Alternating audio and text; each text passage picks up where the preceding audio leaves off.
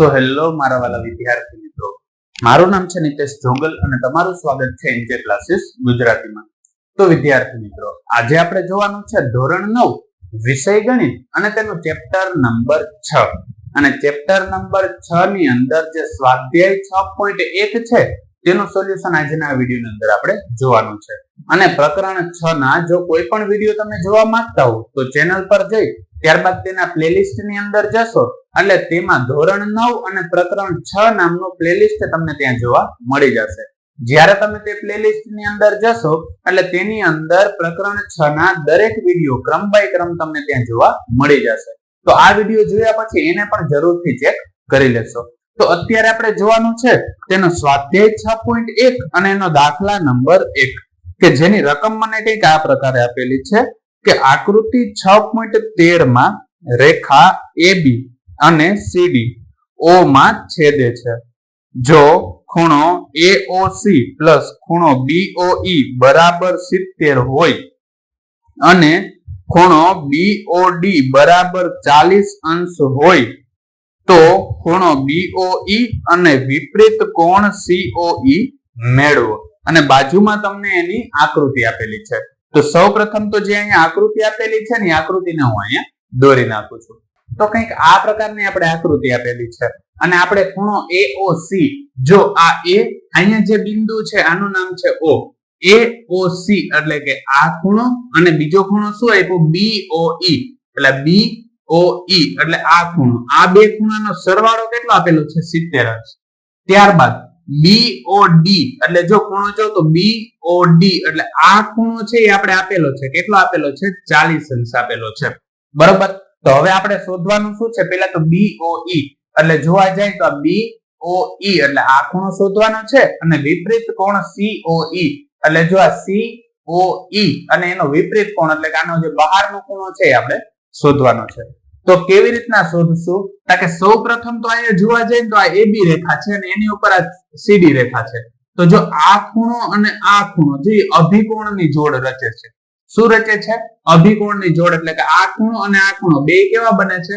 અભિકોણની જોડ બનાવે છે. અને આપણે ખબર છે કે અભિકોણની જોડ હોય ને સમાન હોય એટલે અહીંયા જે ખૂણો થતો હશે અહીંયા એ જ ખૂણો થશે.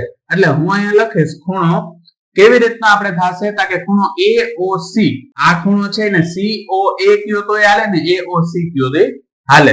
એના બરાબર બીજો ખૂણો કયો થાય છે BOD એટલે લખું છું ખૂણો BOD. શા માટે આવું થાય છે કે એ આપણે અહીંયા લખીએ અભિકોણની જોડ અથવા તો અભિકોણ, કેમ કે એ અભિકોણ છે એટલે આપણે આવું કહી શકીએ છીએ. હવે જો આપણે એનો આગળ સાદુરૂપ આપીએ તો આપણે ખબર છે કે BOD બરાબર કેટલા છે 40 છે. એટલે જો હું અહીં લખું AOC બરાબર BOD નું માપ કેટલું છે 40 અંશ એટલે AOC નું માપ પણ આપણે કેટલું જોવા મળ્યું 40 અંશ જોવા મળ્યું. બરોબર. આ મને 40 અંશ જોવા મળ્યું. ધારો કે આ મને આપેલું હતું એને સમીકરણ 1 કહું અને આને ધારો કે હું સમીકરણ 2 કહું તો આ મને AOC નું માપ મળી ગયું એટલે આ માપ પણ મને કેટલું મળી ગયું 40 અંશ મળી ગયું. તો જો સમીકરણ 1 ની અંદર શું કીધું AOC પ્લસ BOE બરાબર કેટલા આપ્યા 70 અને અહીંયા મને AOC નું માપ તો આપેલું છે. એટલે હું અહીંયા શું કરે કે આવું લખું છું સમીકરણ 1 માં ખૂણો AOC બરાબર 40 લેતા. એટલે જ્યાં ખૂણો AOC છે ત્યાં હું શું લઈ લઉં 40 અથવા તો તમે એવું પણ લખી શકો કે સમીકરણ 1 માં સમીકરણ 2 ની કિંમત મૂકતા. એટલે જો હવે અહીં સમીકરણ પેલા તો 1 છે ને લખી નાખું. શું છે કે AOC પ્લસ BOE બરાબર કેટલા આપ્યા 70 અંશ. AOC નું માપ મળેલું છે કેટલું છે 40 અંશ પ્લસ ખૂણો BOE બરાબર કેટલા થાય 70 અંશ. હવે 40 આ બાજુ પ્લસ છે આ બાજુ આવે તો માઇનસ એટલે શું થશે કે BOE બરાબર શું થાય 70 માઇનસ 40. હવે 70 માંથી 40 આપણે બાદ કરી તો કેટલા મળે 30 એટલે BOE બરાબર મને કેટલા જોવા મળે 30 અંશ જોવા મળે છે. એટલે આ જે પેલો પ્રશ્ન એને પૂછેલો હતો ને BOE બરાબર કેટલા થાય એ આપણે અહીંયા મળી ગયું છે. હવે જો એટલું માપ તો મને મળી ગયું છે. હવે મને શું કીધું COE મારે શોધવાનું છે. COE એટલે જો આ આખે આખું માપ છે ને પેલા તો E શોધવાનું થશે પછી એનો વિપરીત કોણ શોધી શકીએ કેમ કે પેલા હું COE શોધીશ એટલે અંદરનું માપ છે ને શોધીશ. આ પ્રકારનું જે તમને આપેલું છે ને અંદરનું માપ શોધીશ. અંદરનું માપ જે મળે એને 360 માંથી બાદ કરી નાખે એટલે મને વિપરીત કોણ મળી જાય. કેમ કે આખે આખું વર્તુળ હોય 360 હોય એમાંથી આ બાદ કરી નાખું તો આ નીચેનો ભાગ છે એને વિપરીત કોણ કહેવાય. એટલે આ મારે વિપરીત શોધવાનું છે COE. એટલે પેલા તો હું શું શોધીશ કે જે અંદરનું માપ છે ને શોધી લઈશ. અને અંદરનું માપ કેવી રીતના શોધી શકાય? તો કે આપણે ખબર છે કે અહીંયા જે AB છે ને શું છે? રેખા છે. બરોબર, શું છે? રેખા છે. અને એની ઉપર આ ખૂણો 1, આ 2 અને આ 3, આ ત્રણે ત્રણ ખૂણાઓ આવેલા છે. એટલે મારે કેવું હોય તો એવું કહી શકું કે આ ખૂણો પ્લસ આ ખૂણો પ્લસ આ ખૂણો ત્રણે ત્રણ ખૂણાનો સરવાળો કરું તો કેટલો થાય? 180 થાય. કેમ કે આ શું છે? એક સીધે સીધી રેખા છે અને રેખાનો સરવાળો કેટલો થાય? 180. એટલે હું અહીંયા લખું છું, અહીં પેલો ખૂણો લખું છું. પેલો ખૂણો શું થશે? AOC. એટલે હું અહીં લખું ખૂણો AOC પ્લસ આ ખૂણાને કેવી રીતનો દર્શાવે? કે COE.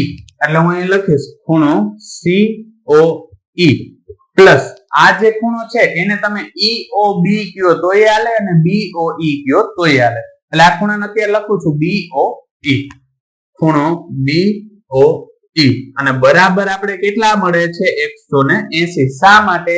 કે આ આખે આખા તનેતરનો સરવાળો કરો તો શું બને છે? એક રેખા જ બને છે.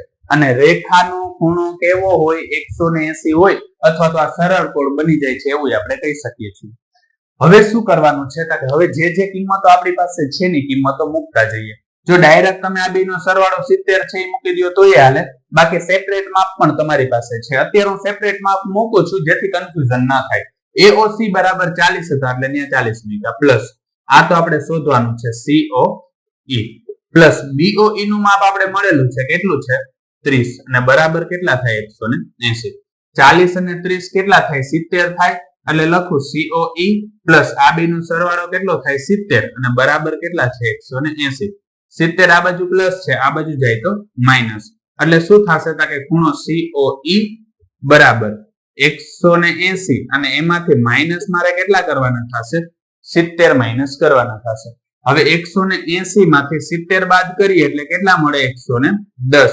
એટલે ખૂણો COE બરાબર મને કેટલા મળ્યા? 110 અંશ મળ્યા. આ ખાલી COE નું માપ મળેલું છે. પણ આપણે શું શોધવાનું છે? વિપરીત COE શોધવાનું છે. એટલે હું અહીં લખું વિપરીત ખૂણો COE બરાબર શું થશે? કે તમારી પાસે 360 આખા વર્તુળનું માપ કેટલું હોય? 360. એમાંથી જે COE નું માપ મળેલું છે, જે ખાલી COE નું માપ છે એ તમારે શું કરી નાખવાનું? બાદ કરી નાખવાનું. એટલે શું થશે? કે આ 360 એમાંથી COE નું માપ કેટલું મળેલું છે? 110.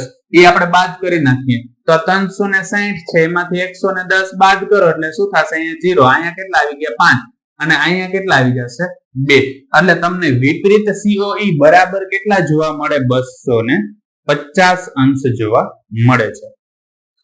એટલે આ થશે આપણો જવાબ.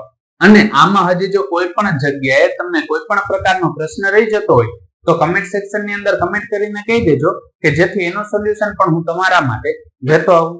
તો વિદ્યાર્થી મિત્રો આજ માટે બસ એટલું જ. જો તમને અમારો આ વિડીયો પસંદ આવ્યો હોય તો વિડીયોને લાઈક કરીને ચેનલને સબસ્ક્રાઇબ કરવાનું ના ભૂલતા. કારણ કે જ્યારે તમે વિડીયોને લાઈક અને ચેનલને સબસ્ક્રાઇબ કરો છો ત્યારે અમને મોટિવેશન મળે છે અને આ જ પ્રકારના વિડીયો અમે તમારા માટે બનાવી શકીએ છીએ. ધન્યવાદ.